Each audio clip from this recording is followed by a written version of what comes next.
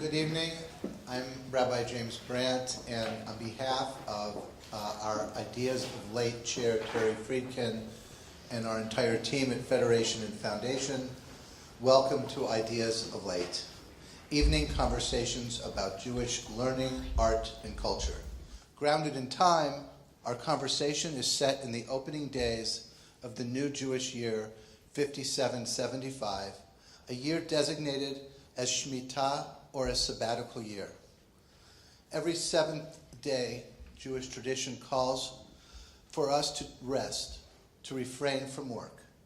And every 49 years, or every seventh grouping of 7 years, tradition calls on a year of rest for the earth. On this, the Shmita, or the sabbatical year, Jewish law prescribes a time for fields to lay fallow, a time for replenishment and rejuvenation.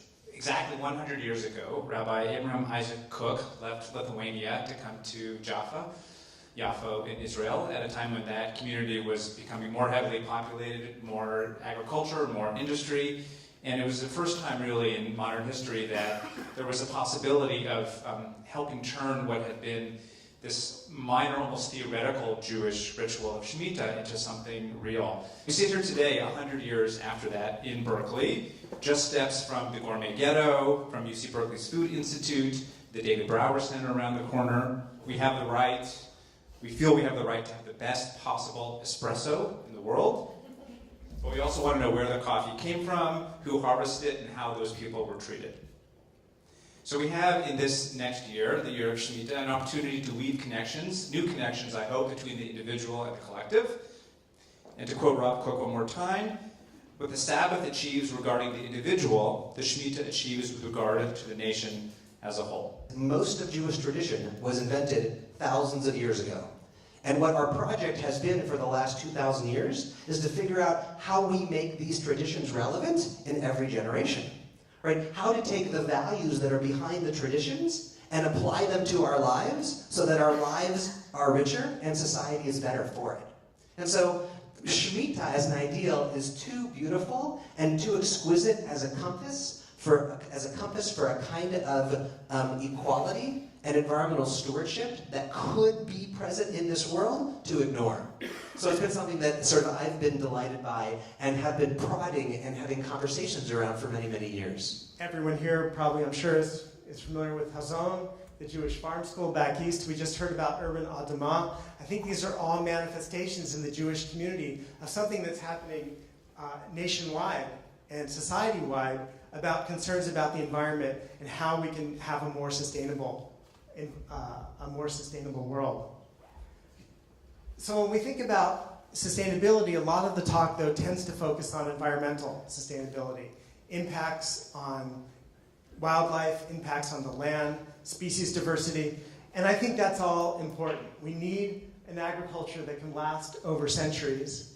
We need an agriculture that will benefit the environment, but I believe that to have a complete definition of sustainability and really have a sustainable system, we have to include an agriculture that's beneficial to communities, that promotes local economies, that includes fair wages and good working conditions, access to health, housing and healthcare, and addresses many of the problems that we've documented in our work.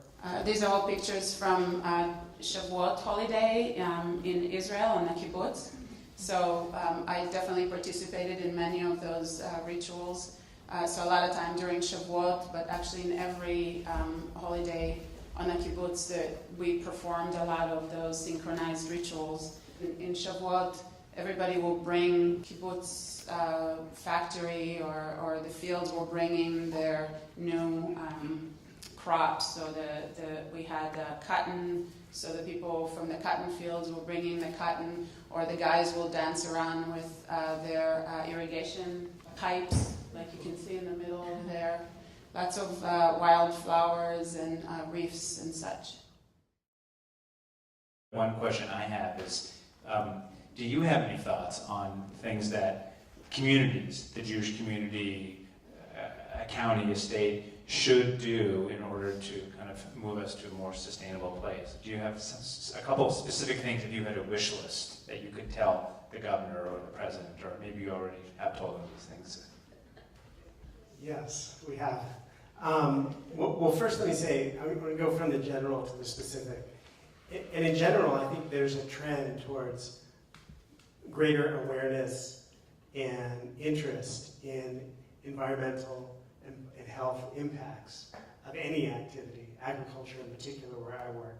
But I think there's a growing awareness of the environmental impacts. I'm struck by how often at Jewish events that I go to, where the food is not reflective of the values of the people in the room, and even the values of the organization.